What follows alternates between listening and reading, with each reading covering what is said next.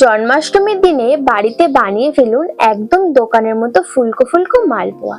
কিভাবে ব্যাটারটা বানালে প্রত্যেকটা মালপোয়া বলের মতো ফুলবে সেটাও দেখাবো আজকের এই ভিডিওটিতে। মালপোয়া বানানোর জন্য একটা পাত্রে নিয়ে নিয়েছি 1 কাপ ময়দা, ওই একই কাপের পরিমাপ অনুযায়ী 1 কাপ সুজি আর হাফ কাপ চিনি। সামান্য নুন দিয়ে শুকনো উপকরণগুলো মেখে নেব। ব্যাটারটি তৈরি করার জন্য ময়দা আর সুজি দুটোই একই পরিমাপের হতে হবে।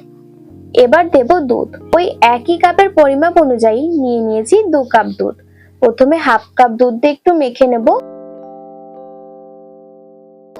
এবার 1 কাপ দুধ দিয়ে মেখে নেব।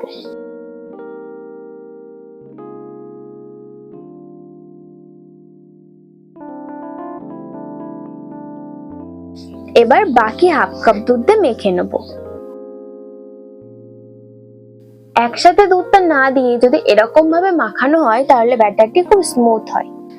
মালপোয়াতে সাধারণত মৌরি দিতে হয়, কিন্তু আমার মৌরির গন্ধটা ভালো লাগে না, তাই আমি এখানে মৌরিটা অ্যাড করিনি। আপনারা চাইলে এখানে মৌরি অ্যাড করতে পারেন। দেখো ব্যাটারটি কতটা স্মুথ হয়েছে, কিন্তু ব্যাটারটির মধ্যে রয়েছে সুজি, তাই ব্যাটারটি রেস্টে রাখতে হবে। 1 ঘন্টা মতো হাতে সময় না থাকলে 25 থেকে 30 মিনিট মতো রাখলেও হবে, তা না হলে সুজিগুলো ফুলবে না আর ওপর থেকে মালপোয়াগুলো শক্ত হয়ে যাবে। এবার চিনির শিরা তৈরি করে নেব। কড়াইতে দিয়ে দেবো 1.5 কাপ চিনি আর 1 কাপ জল।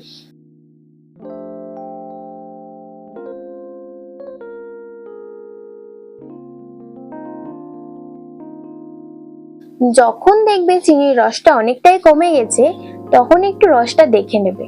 যদি দেখো এরকম ভাবে আঠালো ভাব চলে এসেছে, তাহলে তখন রসটা নামিয়ে নেবে, কারণ চিনির রসটা ঠান্ডা হওয়ার পরও আরো গাঢ় হয়ে যাবে।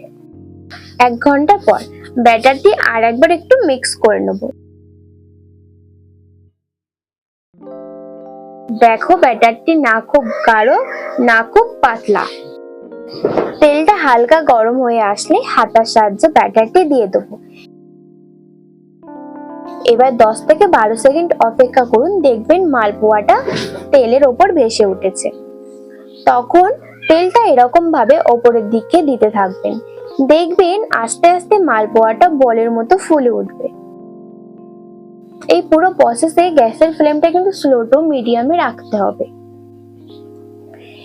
এবার এরকম ভাবে উল্টে পাল্টে মালপোয়াটা এরকম হালকা লালচে লালচে কালার আসা অবধি ভেজে নেব। যখন এরকম লালচে কালার চলে আসবে তখন মালপোয়াটা তুলে নেব। ঠিক এরকম ভাবে সবকটা মালপোয়া ভেজে নেব।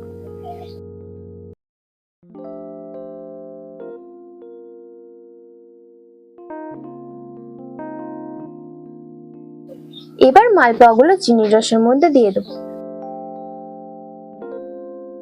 একদিকটা রসে ডুবে গেলে অপর দিকটা রসে ডুবিয়ে নেব। 7 থেকে 8 মিনিট মতো রসে ডুবিয়ে রাখলেই হবে।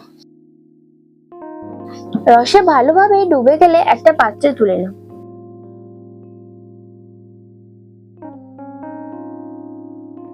দেখো মালপোয়াগুলো কত সুন্দর ফুলেছে আর 4 সাইড কি সুন্দর খাজের মতো তৈরি হয়েছে। দেখো মালপোয়াটার মধ্যে কত সুন্দর রস ঢুকেছে। আমার প্রিয় বন্ধুরা, মালপোয়ার রেসিপিটা কেমন লেগেছে সেটা অবশ্যই কমেন্ট করে জানাবেন। ভিডিওটি ভালো লেগে থাকলে আমার চ্যানেলটি সাবস্ক্রাইব করে ভিডিওটি লাইক করে দেবেন।